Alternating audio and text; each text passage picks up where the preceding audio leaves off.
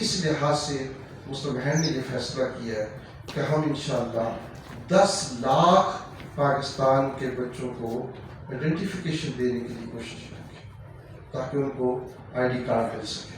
اور وہ street children نہیں ہیں لیکن غریب خاندانوں سے ہیں اور ان کو اس شناخت کا بھی علم نہیں کہ آئیڈینٹیفیکیشن آئی ڈی کا ہونا کتنا ضروری ہے. اس کے علاوہ ہمارا ہے رائٹ ٹو ایجوکیشن. ہم ان بچوں کا ایجوکیشن بھی دیتے ہیں اور اس کے علاوہ رائٹ ٹو پلے. ہم اس ٹیم کے ذریعے سے یہ ایک نشان ہے یہ ٹیم جو ماڈل کی شکل میں کھڑی ہے دنیا بھر کے اور بالخصوص پاکستان کے جو بچے جو غریب ہیں، مسکین ہیں، اسٹریٹ چلڈرن ہیں، جن کو کوئی ہوپ نہیں ہے. ہم اس ٹیم کے ذریعے ان کو ایک امید دینا چاہتے ہیں کہ تم اپنی چھپی صلاحیتوں کو باہر لے کر آؤ تو اپنی ذات کے اندر جو ہے ان کو ضائع نہ رکھو. تو ہم ان کے ذریعے سے الحمدللہ ایک امید دے رہے ہیں. ہم پاکستانی قوم کی طرف سے بھی ان بچوں کو مبارکباد پیش کرتے ہیں اور میں سمجھتا ہوں کہ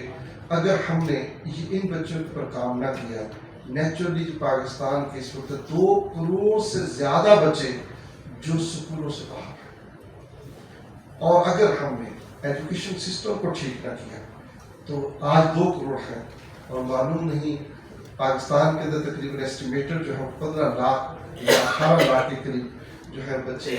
چلڈرن ہیں ان کی کوئی آئیڈینٹیفیکیشن نہیں ہے. جو لاہور کے اندر آپ چلے جائیں داتا صاحب کے باہر، کراچی کے اندر چلے جائیں، یہ وہ بچے ہیں جو کہ